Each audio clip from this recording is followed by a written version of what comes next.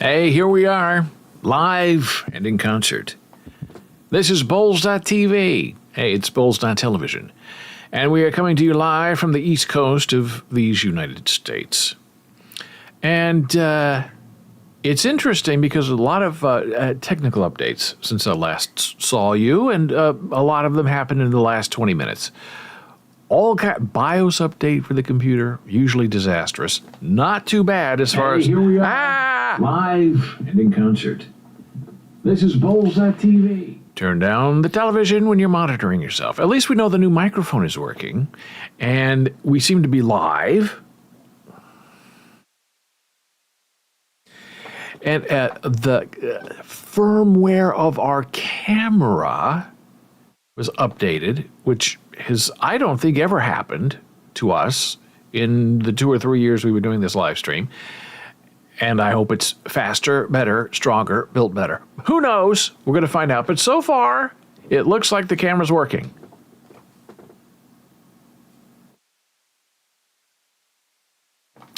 And we do that to get the autofocus to focus, because sometimes it focuses here, and then and then it doesn't go back to your face. This time it went back to my face, so maybe that's part of the update. My face is looking very ruddy and red. I don't know why. I am a little hot. Put it up to your hands. Hands looking a little weird. Hey, it's the fun we have on a live stream. So many things to talk about today. Hey, first of all, this is my new shirt. The cat fodder.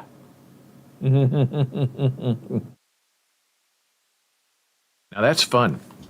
That's a fun shirt. Lots of interesting holiday things to share with you.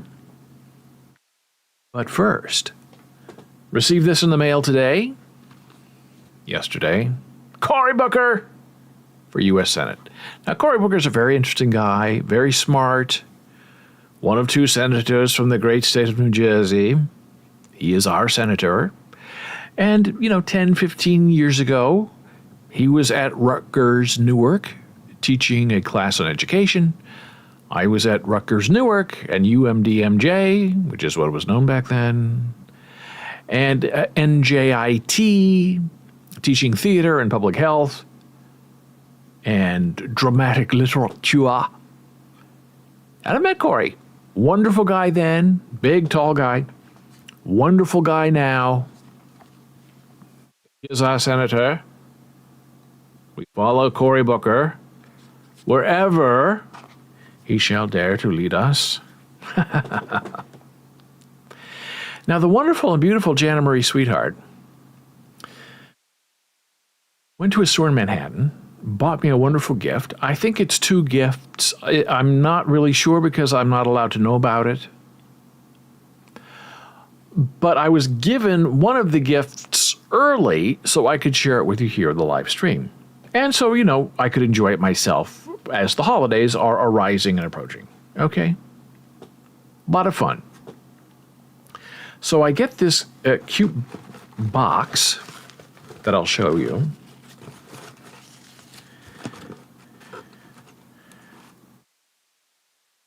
This is the cute box. And it was wrapped in this beautiful, real live ribbon, put in a bow, beautifully done. As you can see, I've saved the ribbon. It's very valuable. And it says Old World Christmas. Oh, I like our new camera. It focuses much faster. Before it would take, 30 seconds for it to focus like that. And I guess, Sinterklausen. On, right? Something's going on. I'm liking this ribbon. Hey, we also have new lights behind us, by the way, if you can see. See, this was something else that was updated. Our lights, see, now they change. These lights right here. Not these. They change color on their own. That's another BIOS update. All of our lights on this live show were updated, firmware updated as well. It was a busy week of firmware updates, and I don't know why they do that in the middle of December. Because if things go wrong, nobody's around to help fix it. So I don't know if you can really see that well, those lights behind me, but they are there. So anyway, this box, also filled with lovely stuffing, had something or someone sleeping inside the box. And that person and thing was this. Oh, the revelation. It's my new friend. My rat friend, waiting for Santa. It does appear to see it. Maybe it's a mouse. I guess a mouse is more Christmassy, right, than a rat. And a wonderful mitten, stocking with holly for kissing.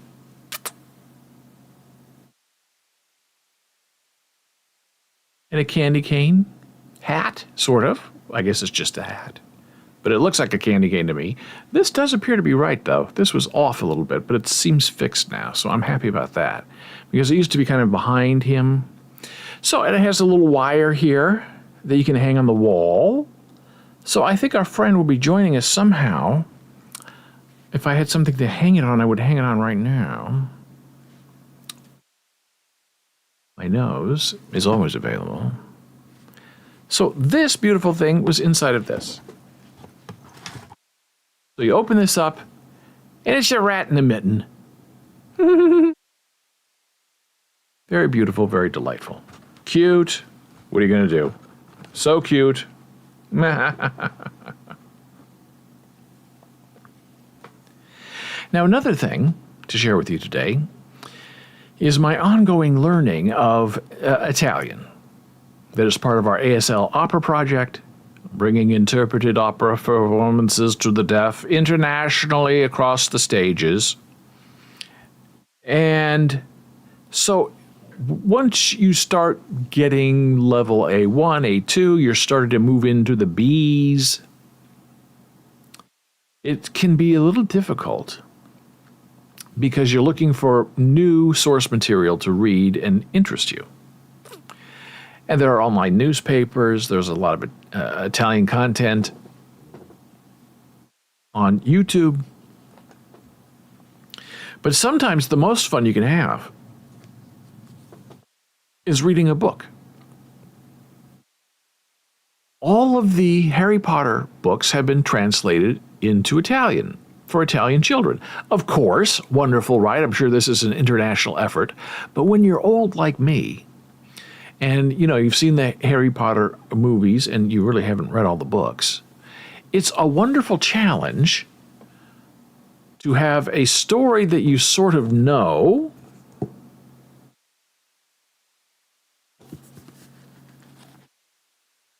and that you can just read. Now, this is all in Italian. Last week I showed you one side is in Italian, the other side is translated in English. That's not this. This is 100% Italian. So if you know the story and you know the characters, which I feel that I do, then you can kind of walk yourself through the book and the new vocabulary that you don't know and create meaning and definition.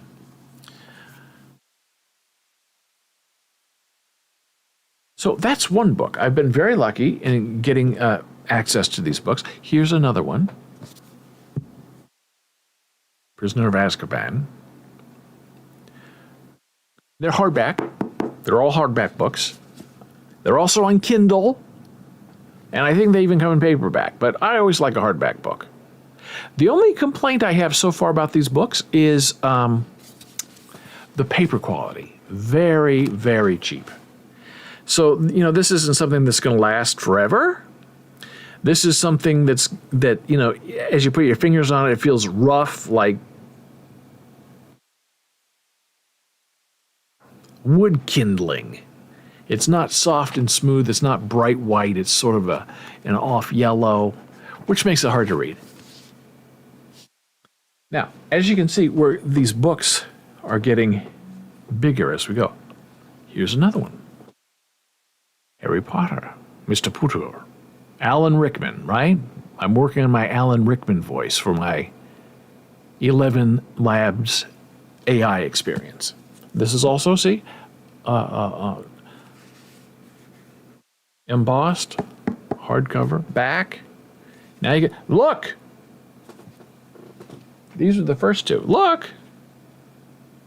Whoops. That is,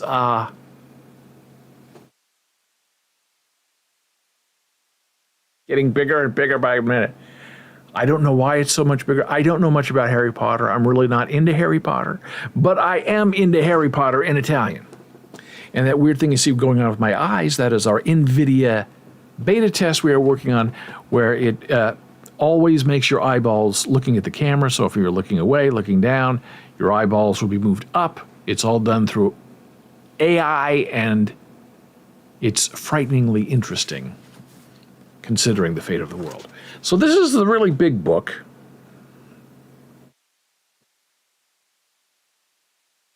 And again, it's all in Italian. One of these even has like an index in the back of who are all these people? And it tells you, oh, here it is. And maybe this is standard for all the Harry Potter books, I don't know. But it gives you a little bit of a scorecard. So you can, make notes and try to remember who was what and what were they doing where. Well, it tells you. In Italian. Another Mr. Potter book for you. Probably know just by how these books look,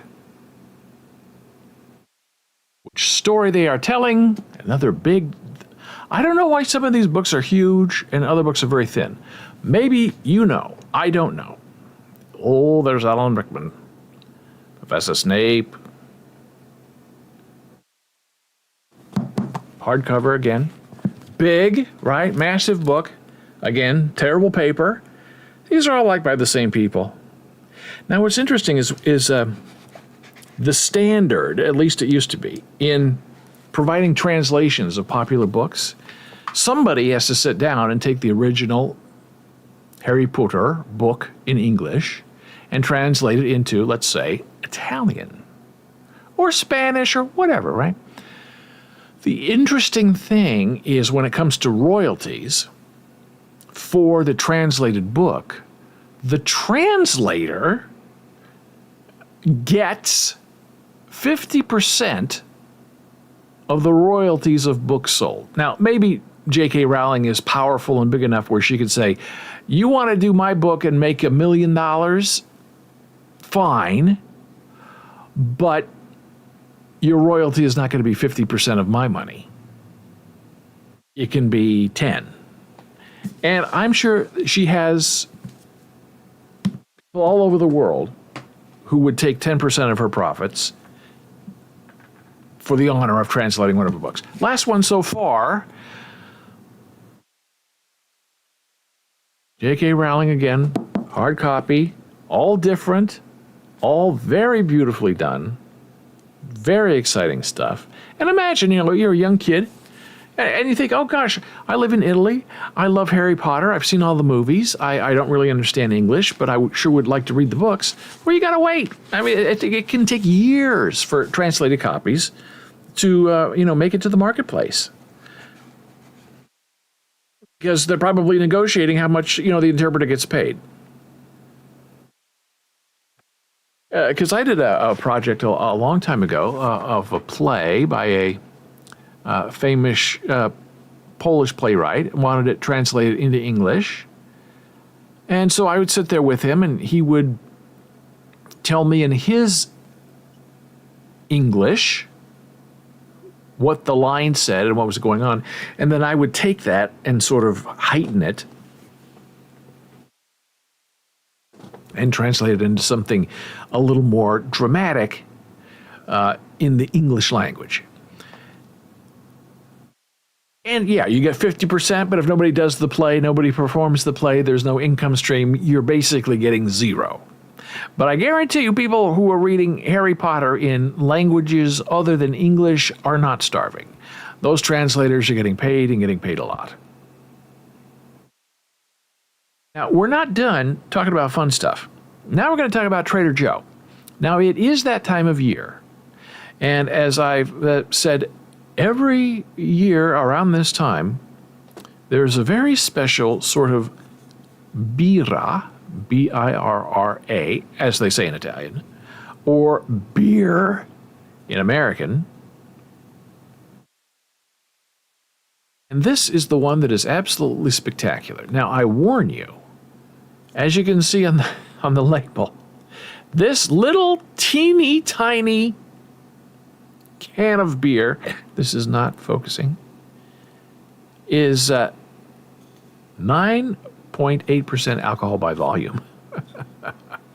That's a lot. Most beer is like 1 to 2 to 5, not double, not 9.8, almost 10.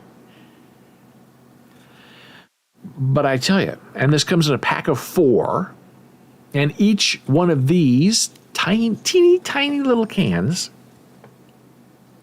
is $4. So 4 times 4 is 1 million. So you're paying $1 million for a 4-pack of beer. Now, I will say that drinking 1 can of this beer at this percent of alcohol is like drinking a 12-pack. 10 minutes, it's going to have you knocked out. Now, not everyone likes this because it has a lot of alcohol in it. And some beautiful people think that it has a bitter taste. And it does. It has like a lot of herbs and spices in it because it's like a holiday thing. I find it delicious, and it's very dark. Not quite as dark as Guinness, but it's definitely dark and full of calories. Winner all the way. If you're interested in that kind of thing, you cannot go wrong. Continuing on our Trader Joe theme, the beautiful Jana Marie Sweetheart it teaches class, ASL class. And sometimes some of her students write her a little note, send her an email, and every once in a while, you get a little gift. And the gifts are always thoughtful and considerate and quite wonderful. And this year, Janet got a very interesting gift that we have not seen before. And I'm going to show it to you. And this was a gift from one of Jana Marie Sweetheart's students. This is the front of the gift. It is a question mark. Trader Joe's. Now that's a mistake a lot of people forget the apostrophe S. They just say Trader Joe.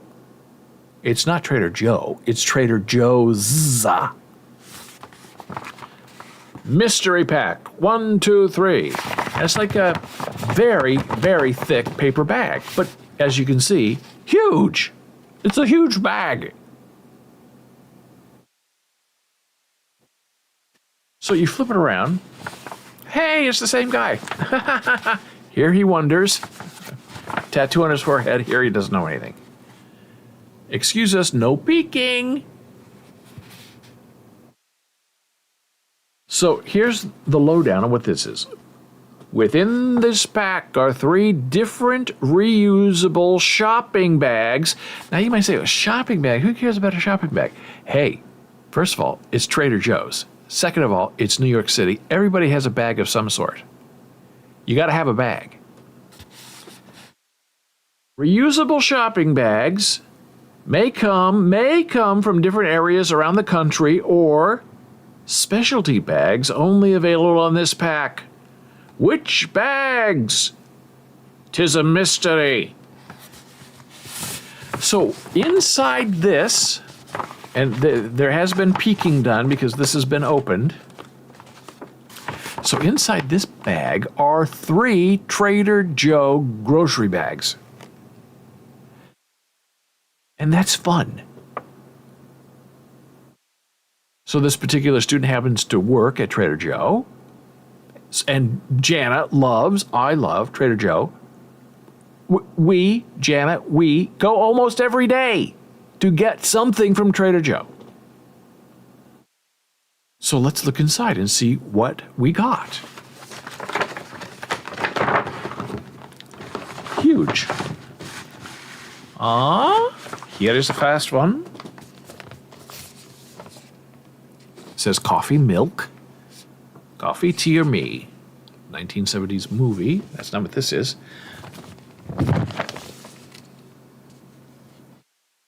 Now, do you know just by looking at this what city, state, area, region this is? I don't know. But now you know. Rhode Island.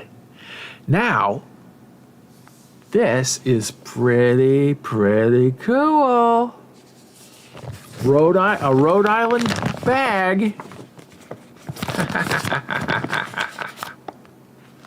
Right? I don't even know why there's a rooster in a plane, but there is. So these are like, Mylar bags, but they're very strong. You can put a lot of stuff in it. Oh, we have a little thing here. Oh, here it is. It tells you exactly what it is. Trader Joe Rhode Island reusable grocery bag. Meow. 100% polypropylene bag. Okay, so we have Delaware. That's one of three. Yes? Okay. Mystery number 2, coming out of the Trader Joe bag. Gotta make sure I'm only getting one, not two. Meow. Yes, okay. Here we go. Bag number 2. A giant rooster. A small wonder, Trader Joe's. Blue hen, state bird. So there you go. What state has an official bird that is the blue hen? I don't know. On the back and see what it says. The Diamond State. Now, I admit when I first saw this, I did not know what the Diamond State was. Well, it tells you right here. Delaware. Hey, Joe Biden.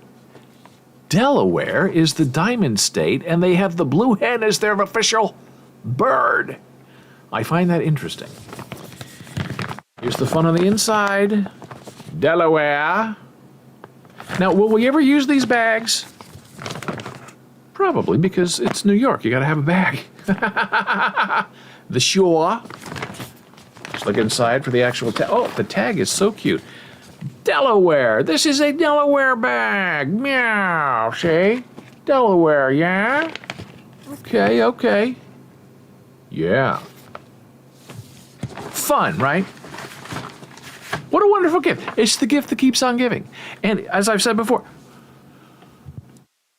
New York, you need a bag. So this is a gift that will be used all the time and probably at Trader Joe. Because we're talking about the Jan Marie. Hey, interesting, right? Oh, dancing. The city of Chicago? Trader Joe's? What? Oh, baby. Oh, yeah. Flip it around. Oh, now there's no doubt. This is a Chicago bag. Your neighborhood grocery store.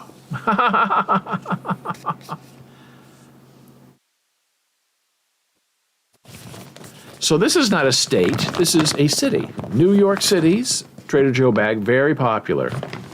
Look out. People like it. We have several. Chicago. Looks like some kind of wine. Oh, it's beer. Sausage and beer. Okay. And we'll look inside for the tag. I didn't even know there was a tag.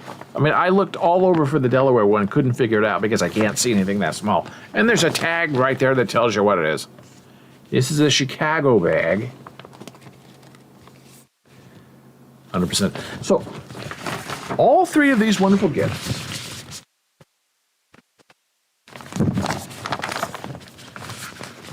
from a student who works at Trader Joe. Who wouldn't want to have this? And it all fits into one bag. I mean, it's just tremendous fun.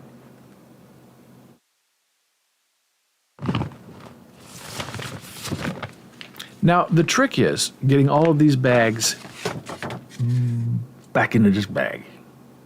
Not going to happen. Believe me, I've tried.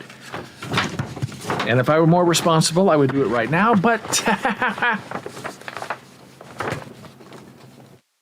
I'm carefully putting them on the ground for restocking later.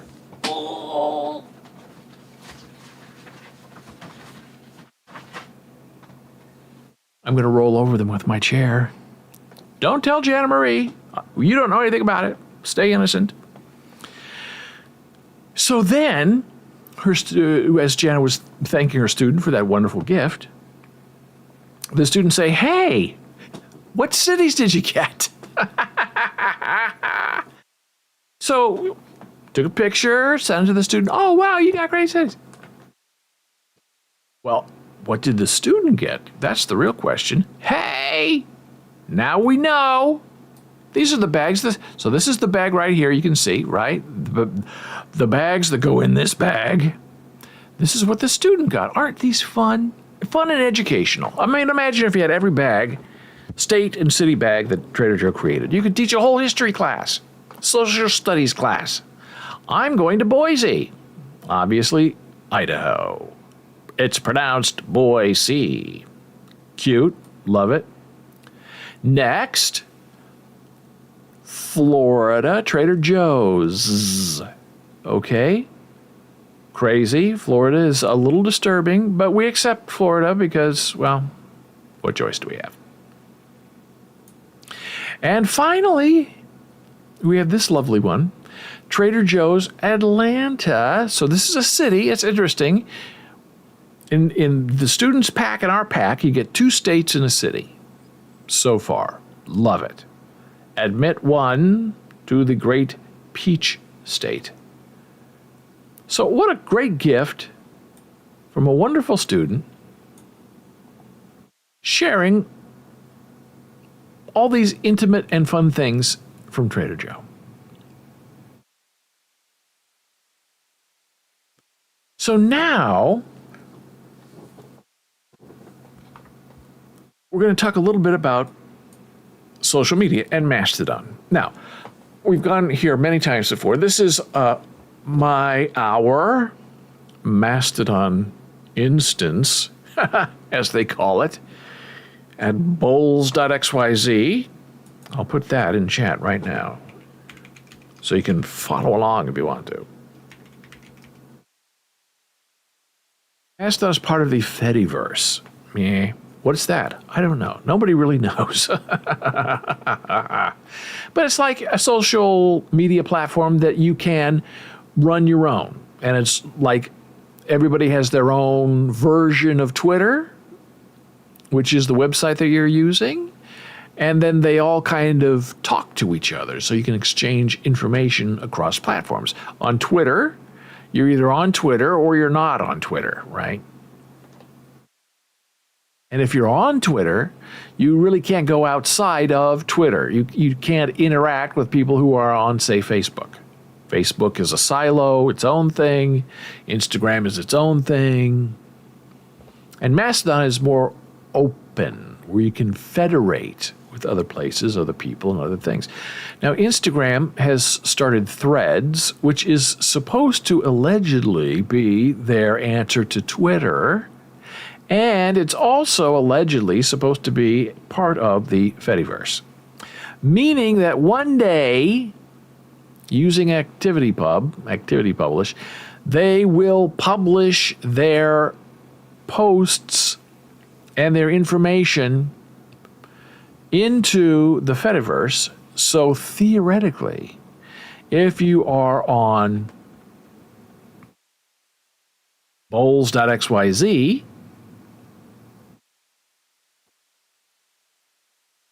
able to read and interact with people who are on Instagram. Now, if that would happen for Mastodon and others in the Fediverse, like PixelFed, and there are some YouTube, I don't want to say imitators, but you know what I mean, video services, then they could all talk to each other. And then, you're not locked into a silo anymore. You're exploring the world around you. Now, the problem with that is people who run their servers sometimes tend to be a little radicalized, and not in like a Nazi Republican way, but in just the opposite way. They don't want Nazis and not woke people on their service. And that's fine, but then the step they take that people don't really like is then they block the interoperability of these other sites.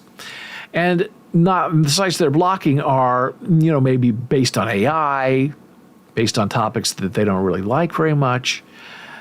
And it's not hate speech, it's not porn, it's not Nazism, it's just they don't like the theory of the instance that they're blocking.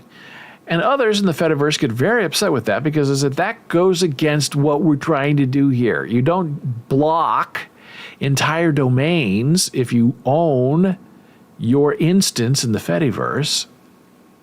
You let individual users of your service do that.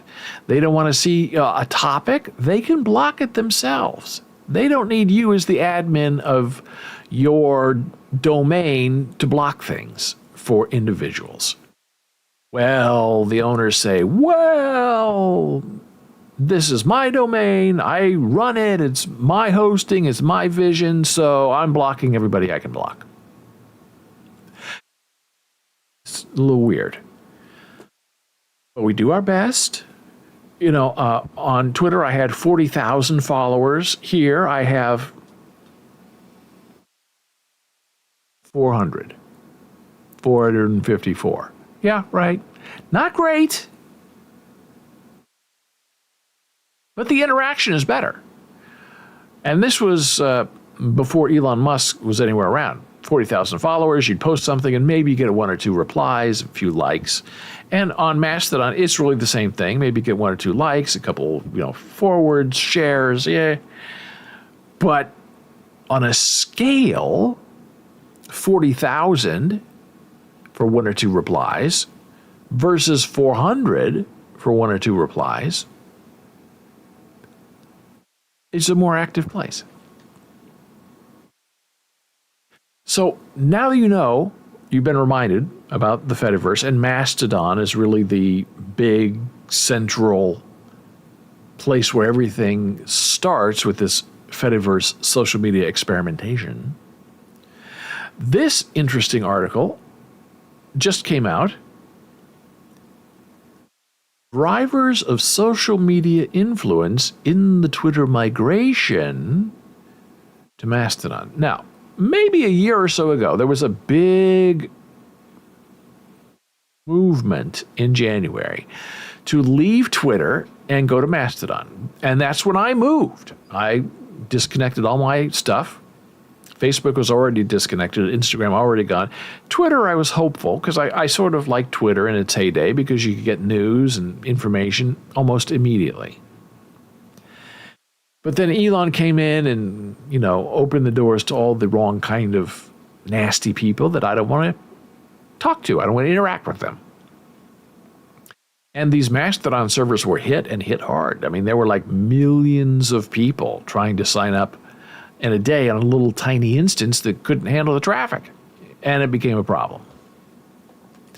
So this is sort of an analysis of that migration that started then, really dropped off as some people didn't understand Mastodon, thought it was too hard, and they, either just quit or went back to Twitter.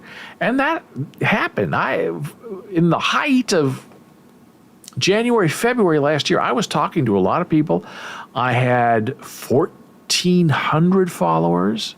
I was following 1,400 people, and every day there was a conversation with like 10 people in it.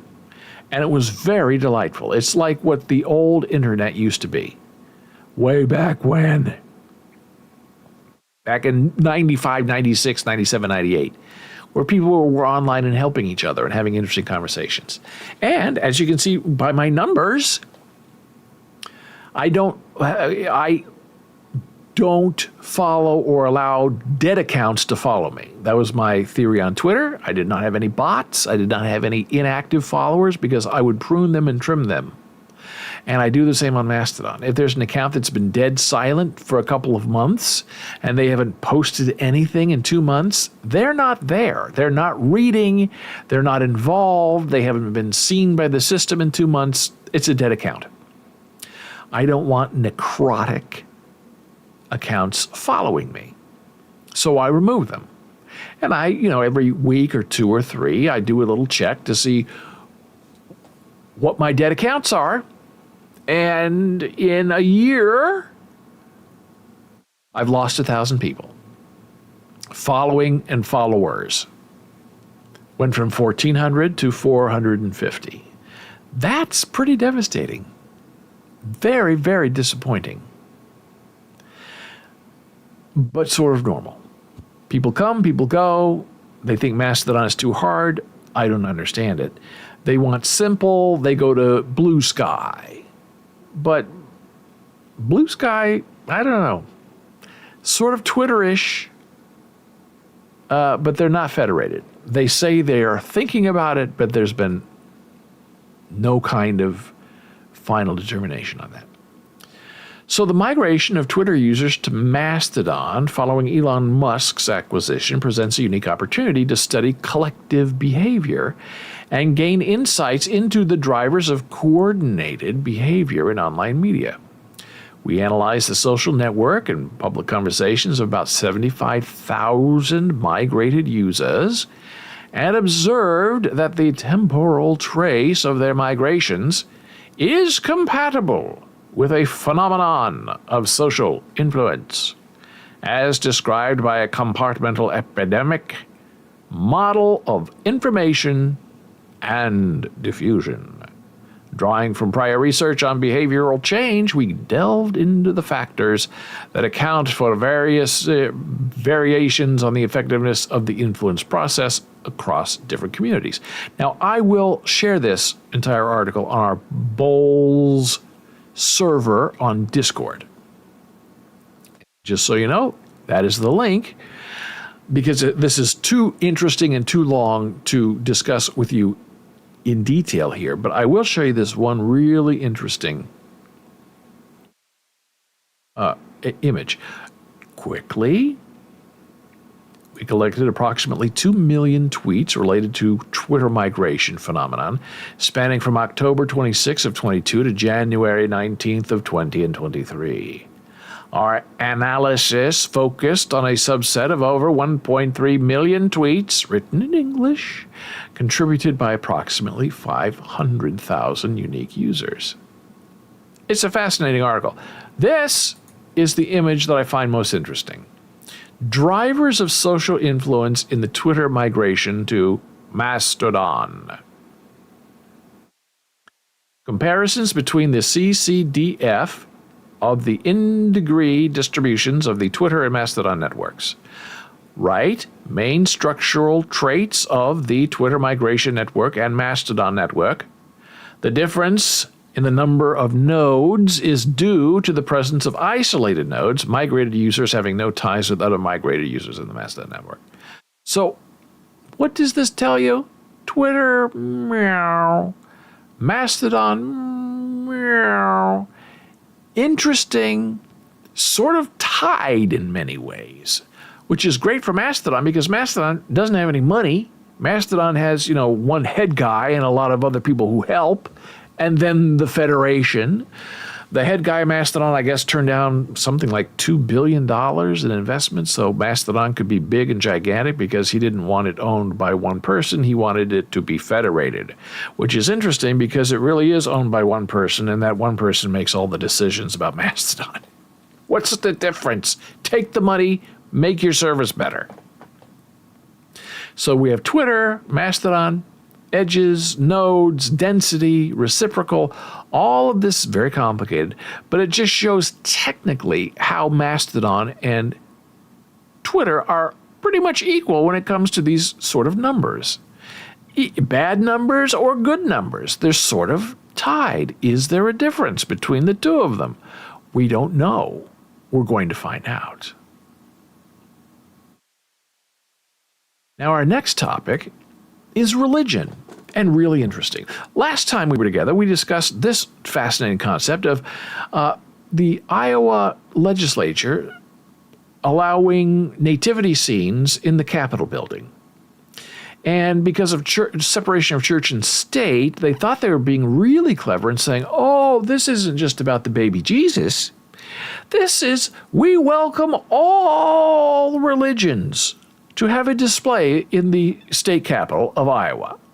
Okay, well, the Satanists found out about it, created a Satan display. They were prayerful and they were, honoring the devil.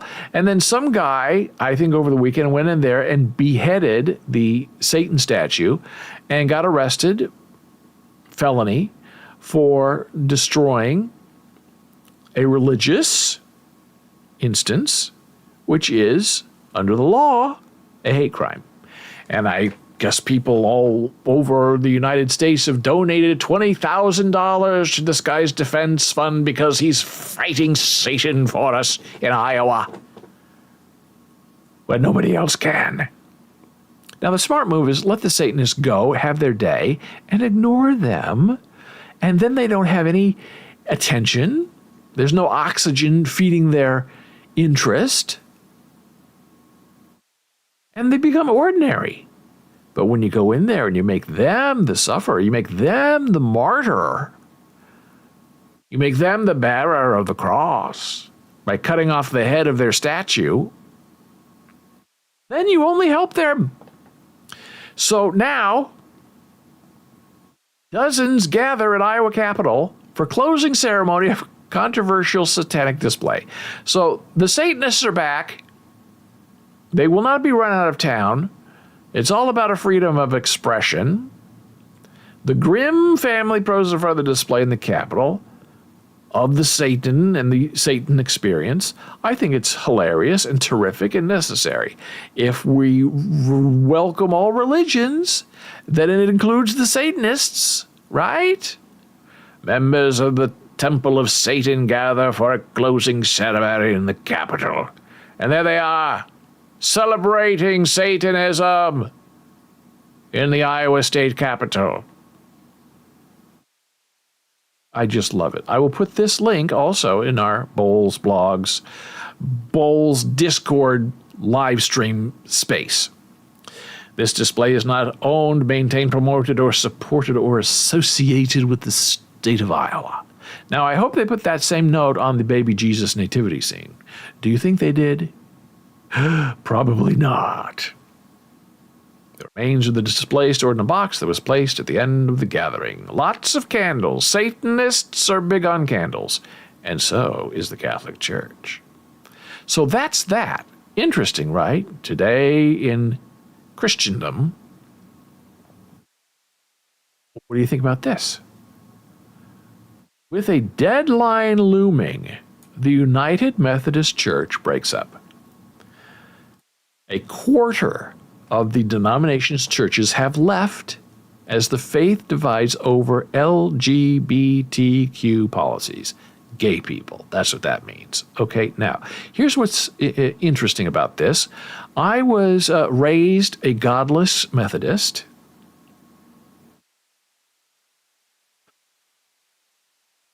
Kind of went to Sunday, kind of didn't, and then there was... we had to go to Presbyterian church for a while because of a marriage that didn't work out. So we sort of went back to the Methodist church that was related to a university. And the people were very nice, very open. But you had to do, blood of Christ, bloody of Christ, I think every or two. I don't know. All I remember is a little gross. And we would go to the early morning session, which was in a side room on folding chairs. Weird. It was not in the big chapel, the big space. We were in a little tiny off room. And a lot of them were teachers and professors who I think wanted to go at 8 o'clock, get it over with in half an hour and go home. Hey, I went to church. I'm a God-fearing person. So, and when I was young, I was dating a young woman, and she came from a very big, large, many children Catholic family. And her mother, when she first met me, lovely woman, first thing she said is, "What religion are you?" And I said, "Humana, humana, humana, humana, humana, humana." And I could tell by her expression that was not an acceptable answer. So I thought, oh gosh, what do I say? I don't know. I don't believe it. So I went back to my childhood. I was in college at the time. And I said, I'm a Methodist. And right away, she said to me, Methodists are the least religious of all the religions. Now, I don't know how she expected me to respond to that insult, even though she was a good Catholic woman with many children. So I just kind of nodded my head because I really didn't care. Asked and answered. But in the back of my mind, I was thinking, well, in my experience, I've been taught by people who are not really God-fearing that the most unreligious of all religions are the Unitarians. I did not say that to the mother that day. So I just accepted what she said, accused me of, and as you can see, it has stayed with me for, 45 years. I don't know if I should wear her condemnation as a badge of honor or a red sash of desire. So the Methodist Church, the most unreligious of all religions, according to a Catholic mother, and the good news for modern man was whatever it was. The new version of the Bible sponsored by the Methodists was blasphemy. It was new. It wasn't Old Testament. It was only New Testament. Old Testament gods were better, the Catholics say, because the New Testament gods were too wishy-washy. So for the Methodists to have this split between religion, between the gays and the straights, is to me weird. Because what I understand, Methodists, hey, if you're gay, you're gay, it's okay. Come on and celebrate with us. No matter who you are, straight, gay, bi, trans, we don't care. Just come. But I guess the issue is bigger than that now. But in the Methodist Church, how is it possible? And Texas, of course, with 17,000 members, White's Chapel Methodist Church in South Lake, Texas, offers multiple worship services each weekend, along with the kind of attractions that only the largest houses of worship can boast. A coffee shop, an indoor playground, a Christmas festival with pony rides and fireworks, and near daily opportunities for volunteering and social life. Now, when I go to church, I'm always looking for a coffee shop, an indoor playground, a festival with pony rides and fireworks. If my church doesn't have those things, I'm not going. I'd rather be at Disney. At issue for Methodists is the question of ordaining and marrying gay people, a topic that has splintered many other Protestant denominations and which Methodists have been debating for years. So here we go. This is where it gets really sad and interesting. In 2019, Methodist leaders opened a window for any congregation. First mistake there. Don't leave any windows open because people are going to fly out them in feigned rage. Open a window for any congregations, churches, to leave over reasons of conscience. In most cases, allowing them to take their property and assets in a clean break if they received approval to depart by December 31st, 2023. Many conservative congregations have done just that. So all this time you've been a Methodist church, you decide, I don't like gay people. I'm not marrying them. I'm not ordaining them. I don't want them. I'm taking my church And all the money that's been donated to the Methodist Church, I'm taking my cut and running. Grotesque. It's the biggest denominational schism ever. There were 8 million Methodists in the United States in 2020, according to the religious census. Between large-scale departures and broader trend of decline, that number could drop by half in a decade. Now, I will post this link on our Discord server so you can read it in detail. It's a fascinating topic because you'd think a church would want to welcome everyone and, not point fingers and call people sinners. I know I'm being naive. But speaking of being naive, and speaking of, remember the Catholic Church? The mother, you're the most unreligious of all religions? Well, here's what today's Pope is saying. Pope Francis, the Catholic Pope of the Pope. Pope Francis allows priests to bless same-sex couples. Now, how in the world is the Catholic Church now more liberal than the Methodist Church? The most unreligious of all the religions is now more conservative than the conservative Catholic Church. Now, I think this is terrific. I think it's wonderful. I think it's long overdue. I love the Pope, and I'm not Catholic. I'm not even Methodist. A church official said the blessings amounted to a real development that nevertheless did not amend the traditional doctrine of the church about marriage, which is all fine. They have some rules that they have to pretend to live by. Because I remember Pope John Paul II, who was a scientist, said very clearly to his congregation, the Catholics of the world, you can believe in evolution as long as you believe that it is God who put the soul into man, people. Now that was very interesting, welcoming, and forward-thinking. And that's John Paul II. That's 40 years ago. So the church, believe it or not, is being a little more aggressively progressive because they know they want to bring in new people and they want to keep the people they have. So to bring in new people, you got to open up a little bit, you got to loosen up a little bit. And to keep the people you already have, you sort of have to say, okay, we're letting this go, but we're still very strict about it. It's fine. That's how the world works. The Vatican said Monday that Pope Francis had allowed priests to bless same-sex couples, his most definitive step yet to make the Roman Catholic Church more welcoming to LGBTQ Catholics and more reflective of his vision of a more pastoral and less religious church. Wow. And then you have the Methodist churches taking their churches and their money and leaving. We don't want any part of that. We're not with them.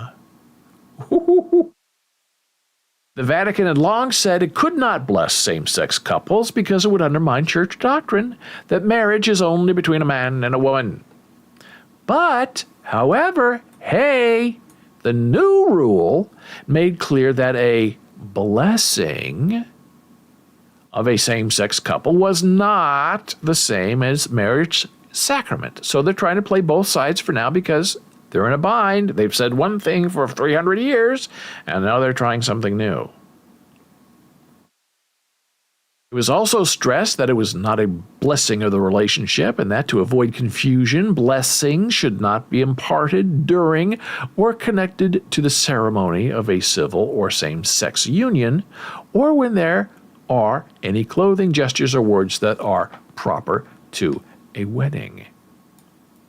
Blessings are instead better imparted during a meeting with a priest, a visit to a shrine, during a pilgrimage, or as a prayer recited in a group. It's not everything, but it's a start. The new rule was issued in a declaration, a rare and important Vatican document, by the Church's Office on Doctrine and introduced by its head, Cardinal Victor Manuel Fernandez, who said that the declaration did not amend the traditional doctrine of the Church about marriage, because it allowed no liturgical rite that could be confused with the sacrament of marriage. And I say, hallelujah. Who thought the Catholic Church would be more woke than the Methodist Church? The godless Methodists. Life changes. Things are never the same. Don't accept the status quo. Do not stop fighting. Go for whatever you believe in because it matters. Time changes things. You have the power to be a massive tidal wave and to make a difference that makes a difference in the world around you. So what a wonderful show today. I thank you so much for being here. I'm David Boles. This is Boles.tv. Hey, it's Boles.television. And I'll see you next time. You know where to find me. Here's the link in chat. Discord.gg/BOLES. I'll see you there. Come and say hi. Bye for now.